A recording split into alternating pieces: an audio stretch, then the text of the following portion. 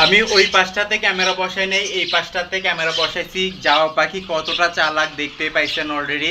কারণ হচ্ছে যে আসসালামু আলাইকুম বন্ধুরা, কেমন আছেন আপনারা? আশা করি সবাই ভালো আছেন। আমার আরেকটা নতুন ব্লগে আপনাদের সবাইকে স্বাগতম। তো আজকে জাওয়া পাখির রুমে একটু কাজ করতে হবে, রাতের বেলা কাজটা করে নিব। কারণ হচ্ছে দিনের বেলা সময় পাইতেছিলাম না সেজন্য। তো জাওয়া পাখিগুলো পিছনে দেখুন লাইটের আলোতে, তো আমি সামনে আছি। তো অবশ্যই জাওয়া পাখির রুমটা পরিষ্কার করার পর দেখাবো আপনাদেরকে। এমনিতে সপ্তাহে 2 দিন আমি পরিষ্কার করে ফেলি, নিয়ম মেনে আরও তাড়াতাড়ি পরিষ্কার করতে হবে, নয়তোবা এখানে বেশি ময়লা হয়ে যায়। সেজন্য জাওয়া পাখি সবগুলো ছড়াই ছিটে থাকে, সেজন্য ধানগুলা এবং ধানের চিটাগুলা রুমের কোনায় কোনায় একবারে ফেলে রাখে। তো আমি দেখাই কিছু ধানের চিটা। এই যে দেখুন, এক থুপ হয়ে গেছে ধানের চিটাগুলা, এগুলো সবগুলো পরিষ্কার করতে হবে। আমি এই যে দেখুন, এটা কিন্তু একবারে ধানের চিটা, মানে ধানের খোসা যেটা সেটা। এমনিতে জাওয়া পাখিগুলো খাবার দাবার খেয়ে এভাবেই করে। তো জাওয়া পাখির রুমে যে এই কলোনিটা আছে বাজিগার পাখির কলোনি, ওইখান থেকেও পরিষ্কার করে ফেলবো। কারণ হচ্ছে যে যখনই আমি কাজটা ধরি পুরো রুমটা পরিষ্কার করে ফেলি। তো চলুন দেখা যাক আজকের ব্লগে কি কি আছে এবং কি কি করতেছি আমি। তো জাওয়া পাখির পুরো রুমটা আল্লাহর রহমতে পরিষ্কার করা হয়ে গেছে, দেখাই আপনাদেরকে। ওই যে দেখুন, এখানে পুরো রুমটা পরিষ্কার করে ফেলছি। একটু একটু ভিজা আছে, কারণ হচ্ছে যে আমি এখানে যখন পানি দিছি ওগুলা গোসল করছে, গোসল করার সাথে সাথে নিচের জায়গাটা ভিজে গেছে। তো ভিজে যাওয়ার সাথে সাথে আল্লাহর রহমতে আমি এখন পরিষ্কার করে ফেলছি। আর ওরা কিন্তু প্রচুর গোসল করে, পানিটা দেখলেই মাত্র গোসল করে ফেলে আর পরিষ্কার রাখে, পরিষ্কার থাকে। আর মাশাআল্লাহ দেখুন, এখানে আছে আমার পিছনে বক্সের মধ্যে, এই বক্সগুলো আমি নতুন লাগাইছি এই সাইডে। এইখান থেকে খুলে এই সাইডে লাগাই দিচ্ছি, কারণ হচ্ছে যে এখানে একটা সম্পূর্ণ নতুন কলোনি হবে সেই জন্য। আর এইখানে খুবই দামি একটা পাখি থাকবে এবং অনেক সুন্দর পাখি ওইটা। তো ইনশাল্লাহ নিয়ে আসবো আল্লাহর রহমতে। আর এই যে দেখুন, তারের মধ্যে ঝুলতেছে। তো আমি জাওয়া পাখি খাবার খাওয়ার দৃশ্য এবং পানি খাওয়ার দৃশ্য আপনাদেরকে দেখানোর চেষ্টা করব ইনশাল্লাহ এখন। আর কতটা দেখানোর চেষ্টা করব সেইটা চুপচাপ করে দেখতে হবে, কারণ হচ্ছে যে আমি ক্যামেরাটা বসাই দিয়ে যাব এবং জাওয়া পাখি নিচে নামবে। আমি যতক্ষণ এখানে থাকবো ওরা কিন্তু নিচে নামে না, সেই জন্য আমি এই কাজটা করতে হবে। আর এই যে দেখুন, ড্রামের উপরে বসে আছে, কত সুন্দর করে উড়ে উড়ে যাচ্ছে। তো লাইটের আলোতে কেমন লাগতেছে সেটা তো বলতে পারতেছি না আপনাদেরকে।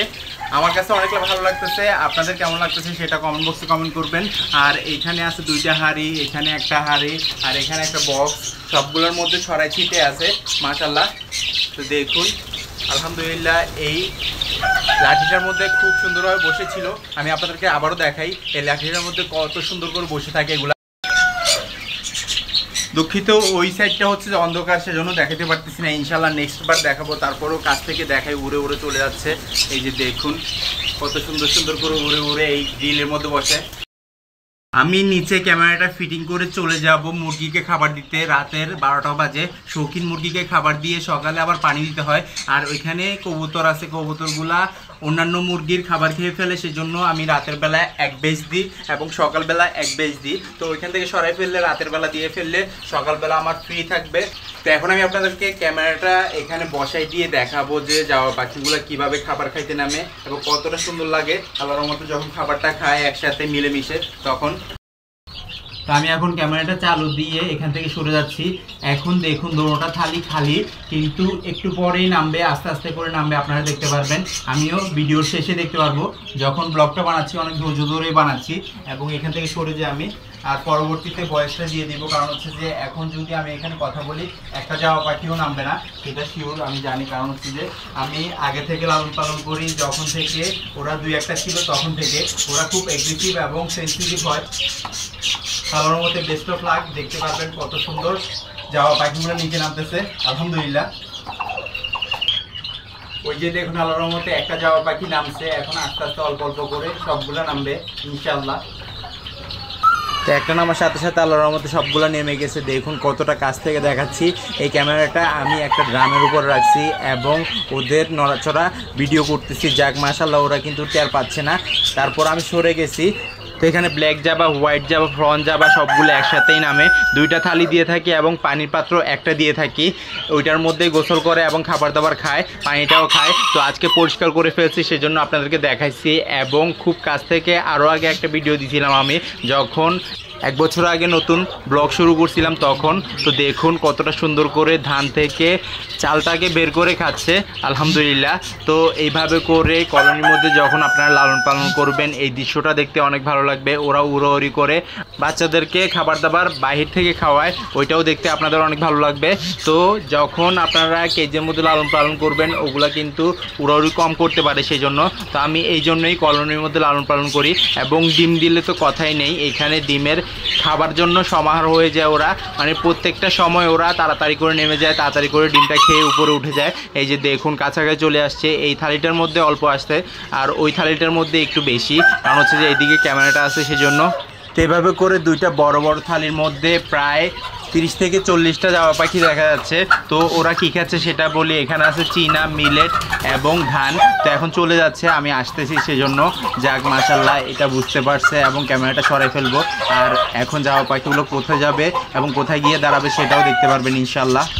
আমি ওই পাশটাতে ক্যামেরা বসাই নেই, এই পাশটাতে ক্যামেরা বসাইছি। জাবা পাখি আল্লাহর মধ্যে কতটা চালাক সেটা দেখতেই পাইছেন, কারণ হচ্ছে যে এই পাশের থালিটাতে ওরা খাবার খুব কম খাইছে, 2-1টা খাইছে।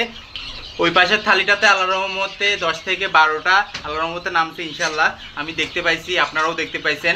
তো এভাবে করে জাবা পাখিগুলোর নামে খাবার খাইতে কিভাবে খায়, ধানগুলার মধ্যে শুধু চালগুলা খায়, ধানের খোসাটা রেখে দেয়, আর চীনাগুলার মধ্যে চীনার দানাটা খায়, খোসাটা রেখে দেয়। কতটা বুদ্ধি দিচ্ছে আল্লাহ তাআলা ওদের মাথার মধ্যে যে এতটা কাজ করে খাবার দাবার খাইতে পারে। পাখির কাজকর্মে বুঝতেই পারতেছেন যে আল্লাহর রহমত এবং পরিশ্রম ছাড়া কোনো কিছুই আসে না জীবনে। ওরা চাইলে ধানটা পুরাটা ধানের চামড়া সহ খেয়ে ফেলতে পারতো, কিন্তু ওরা পরিশ্রম করে ধানটাকে প্রসেসিং করে চালটা খায়। এ থেকে বোঝা যায় যে ওদের চালাকি অনেকটা বেশি আছে। যাক মাশাআল্লাহ আলহামদুলিল্লাহ, এই জন্য বাচ্চা বের হলে ওরা এগ্রেসিভ হয়ে যায় এবং মারামারি করে। যাক আলহামদুলিল্লাহ, কি দেখতে পাইছেন সেটা কমেন্ট বক্সে কমেন্ট করতে পারবেন। এবং আমার জাবা পাখির কলোনিটা আপনাদের কেমন লাগলো সেটা কমেন্ট বক্সে কমেন্ট অবশ্যই করবেন। আর জাবা পাখির রুমে কোনো আপডেট করতে চাইলে, মানে আমার এখানে যদি কিছু আপডেট করতে হয় অবশ্যই কমেন্ট বক্সে কমেন্ট করবেন, আমি চেষ্টা করব করার জন্য। তো এখানে গাছ লাগাইছিলাম, প্লাস্টিকের গাছ, তারপরে অন্যান্য জীবিত গাছ, সেগুলো লাগাইছিলাম এখানে, কিন্তু কোনো কাজ হয় না, ওরা ভয় পায়। হাড়ির মধ্যে বক্সের মধ্যে একটুও যায় নাই এবং ডিম বাচ্চা করে না, সেই জন্য। তো এখানেই থাকুক এরা এখন মাশাআল্লাহ। তো এই কেসটা জাবা পাখির রুম থেকে সরে যাবে, আমি যেখানে বোর্ডিং সেন্টারটা করছি ওইখানেই সরাই ফেলবো। আর এখানে দেখুন নতুন করে কিছু বাচ্চা ছাড়ছি, কারণ হচ্ছে যে এটা যখন খালি আছে খাবার দাবার যদি নষ্ট বেশি করে সেজন্য এখানে রেখে দিছি, এবং খাবার দাবার খুবই কম নষ্ট করবে। এখানে ব্রাহ্মা আছে, ফাউমি আছে, 2 পিস ফিসেন্ট আছে। যাক মাশাআল্লাহ। তো আমার ভিডিও যদি ভালো লেগে থাকে লাইক কমেন্ট শেয়ার করবেন, যারা সাবস্ক্রাইব করেননি সাবস্ক্রাইব করে দিবেন, আর যারা সাবস্ক্রাইব করছেন তাদেরকে অসংখ্য ধন্যবাদ। ইনশাআল্লাহ আবার দেখা যাবে নতুন কিছু নিয়ে। আল্লাহ যেন সবাইকে সুস্থ রাখে, সবাইকে বিপদ থেকে রক্ষা করে, এই দোয়া চেয়ে আজকে বিদায় নিচ্ছি। আল্লাহ হাফেজ।